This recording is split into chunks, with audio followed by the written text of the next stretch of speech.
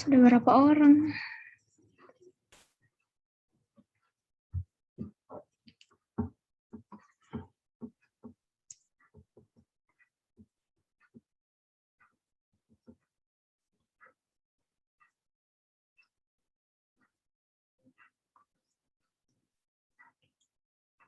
Assalamualaikum Nanda.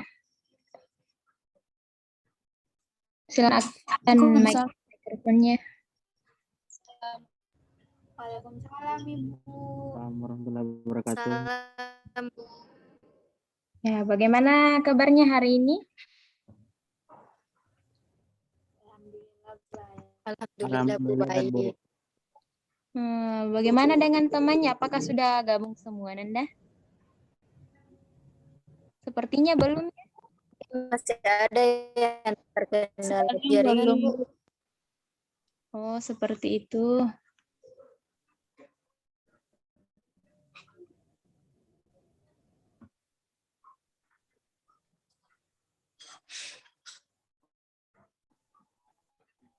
Firman mengantuk ya?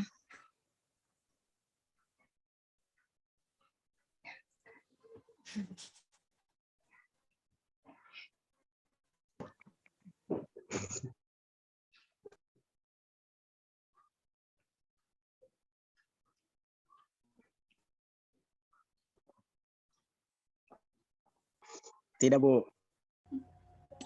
Oh, tidak. Kalau mengantuk, silakan cuci muka dulu ya. Jangan sampai kelasnya terganggu.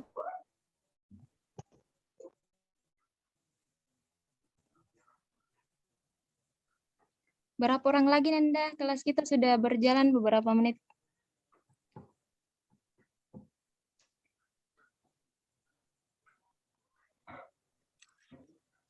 Oke. Untuk pelajaran hari ini, ada yang bisa pimpin doa?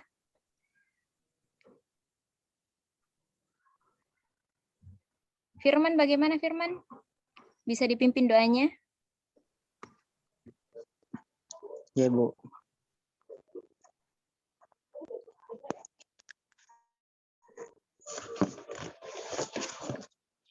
Baik, sebelum dimulai pelajaran hari ini, lebih baiknya kita berdoa bersama. Doa dimulai.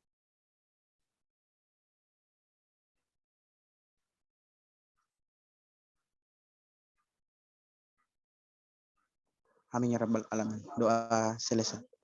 Oke, baik. Sebelum memulai pelajaran pada hari ini, kita absensi dulu. Yang pertama, Citra Rasmita. Hadir Bu. Firman, Hadir, Bu. Jenny Tasik Bintoen, Hadir Bu. Muhammad Saldi, Uni, Hadir Bu. oke. Musliana di mana ya? Sepertinya terkendala di jaringan. Oke, kita mulaikan saja ya. Iya. Ibu share screen. Bismillahirrahmanirrahim. Baik, materi kita pada pertemuan ke-6 ini yaitu momentum, impuls, dan momentum. Baik, pertama kita akan mempelajari tentang impuls, kemudian tumbukan, kemudian perubahan momentum, di mana tumbukan terbagi atas 3, yaitu lenting sempurna, lenting sebagian, dan tidak lenting sama sekali. Kemudian perubahan momentum. Nah, seperti yang kita lihat pada gambar ini adalah contoh penerapan impuls dalam kehidupan sehari-hari, yaitu roket. Pertama-tama kita harus tahu apa hubungan antara impuls dan momentum. Kita lihat pada grafik ini. Besar gaya yang bekerja pada benda selama terjadi tumbukan dapat dilukiskan dengan grafik hubungan antara gaya dengan waktu, dengan asumsi bahwa arah gaya adalah tetap. Jadi seperti itu. Arahnya, gayanya tetap, namun besar gaya yang bekerja pada benda selama terjadi tumbukan dapat dilukiskan dengan grafik hubungan antara gaya dengan waktu, dengan asumsi bahwa arah gaya adalah tetap. Seperti di sini ada sebuah benda yang memiliki massa dan kecepatan v. Ingat rumus momentum apa? Rumus momentum itu P sama dengan M dikali V, di mana M adalah massa dan V adalah kecepatan. Menurut hukum 2 Newton, resultan gaya yang bekerja pada sebuah benda berbanding lurus dengan besar percepatannya. F sama dengan M kali A. Nah, jika kita turunkan percepatan, kita ganti dengan rumus M kali V, maka berubah menjadi dP dt yang dimana V merupakan momentum sendiri. Jika masing-masing diintegralkan, maka diperoleh seperti ini. P1 kurang P2 sama dengan integral dari dP yaitu momentum, maka akan menjadi berubah, yaitu F dikali dt. Kelestarian momentum linear. Jika G eksternal resultan yang bekerja pada sistem sama dengan 0, maka vektor momentum total sistem tetap konstan atau dP dt sama dengan 0. Besarnya momentumnya sama dengan 0. Jika gaya yang bekerja pada sistem itu adalah 0. Atau sistem partikelnya seperti yang telah dituliskan di slide ini, P1 tambah P2 tambah P sampai KPN sama dengan P, yaitu momen itu sendiri. Kemudian beberapa penggunaan prinsip momentum.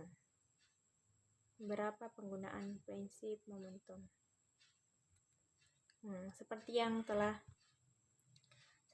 tampak, dua buah balok A dan B yang bermassa MA dan MB yang dihubungkan oleh sebuah pegas dan terletak di atas meja horizontal tanpa gesekan.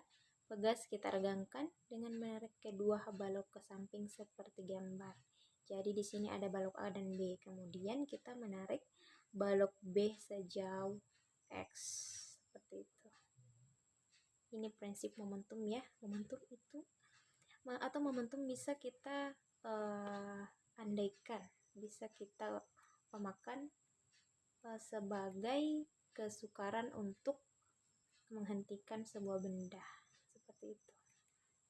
Kemudian balok yang satu bermomentum positif atau bergerak dalam sumbu plus minus X, dan balok yang lain bermomentum negatif, yaitu B yang tadi ya, bergerak dengan arah minus X. Dari hukum kekekalan momentum, kita peroleh bahwa momentum awal sama dengan momentum akhir, di mana momentum awalnya adalah 0. Kenapa 0? Karena pada keadaan awal itu tidak ada kecepatan yang bekerja, otomatis momentum awalnya 0. Kemudian di momentum akhir, MB VB ditambah MA VA. Makanya ini pindah ruas ya. MB VB-nya pindah ruas ke sisi kiri.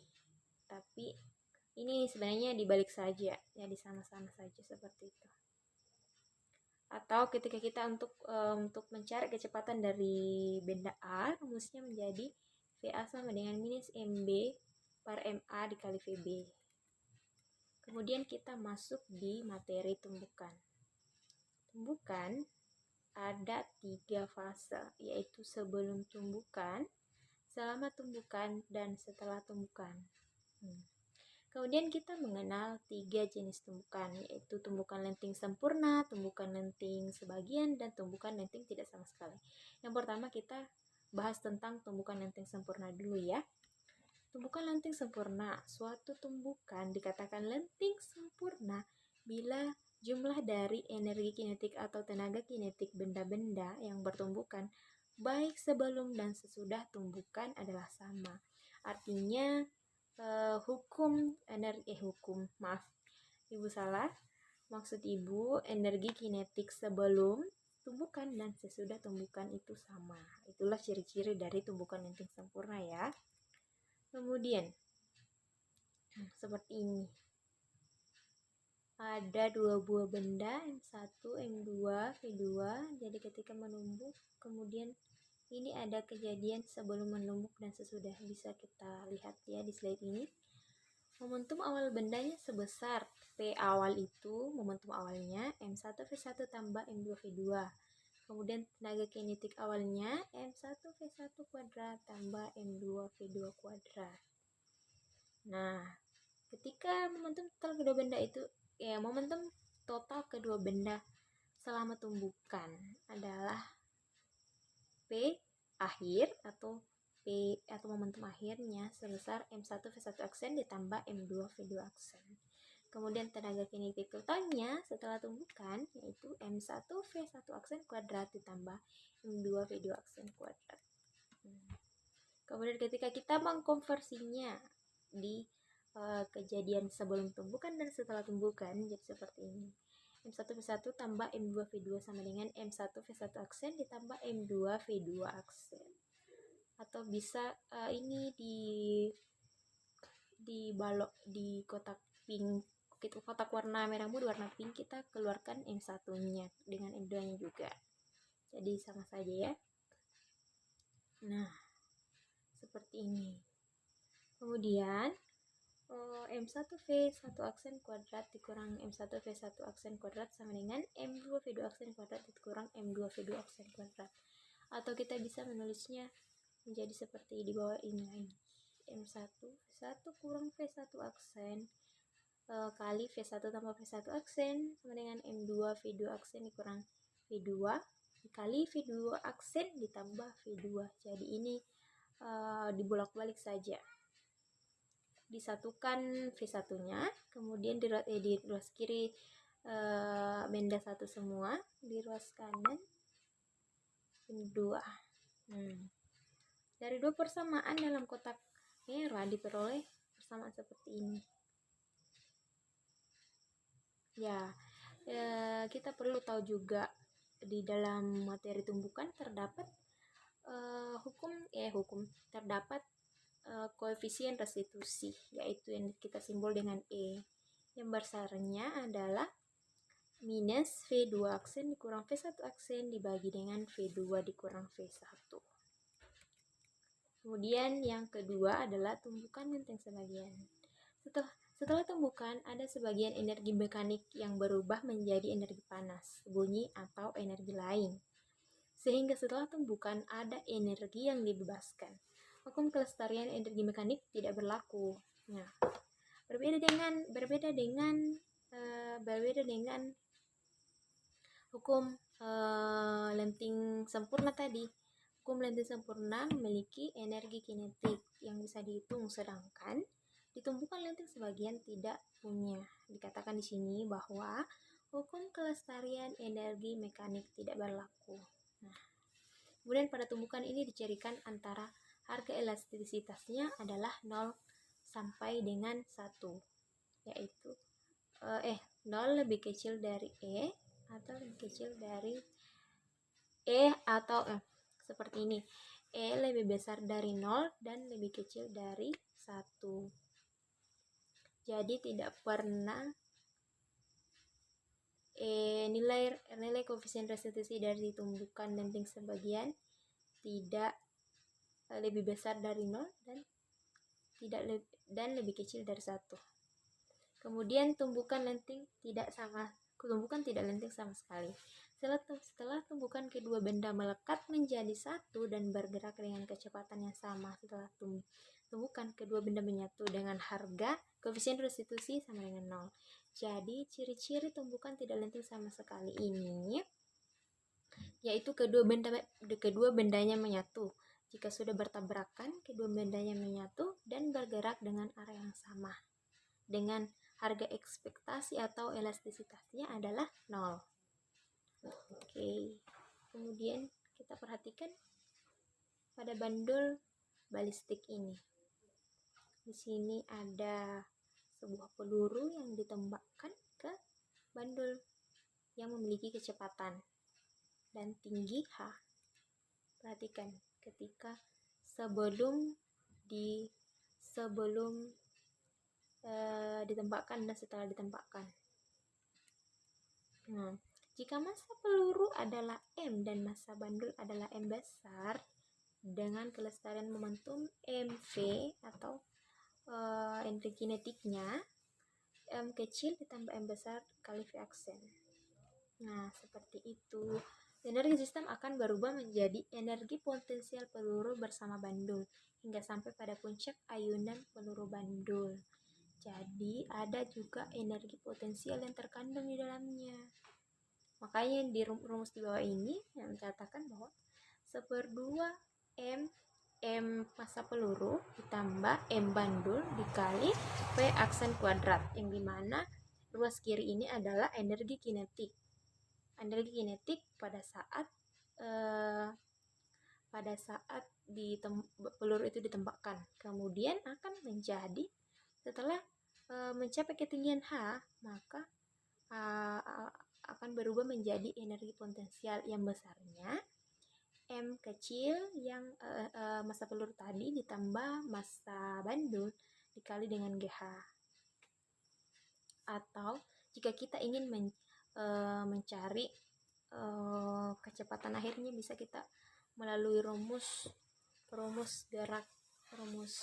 yang lainnya, itu akar 2GH.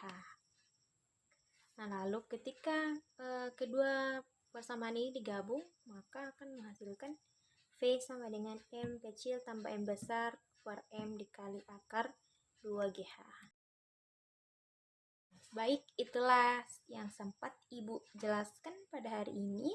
Lebih dan kurangnya mohon dimaafkan. Wabillahi taufiq wal hidayah. Wassalamualaikum warahmatullahi wabarakatuh.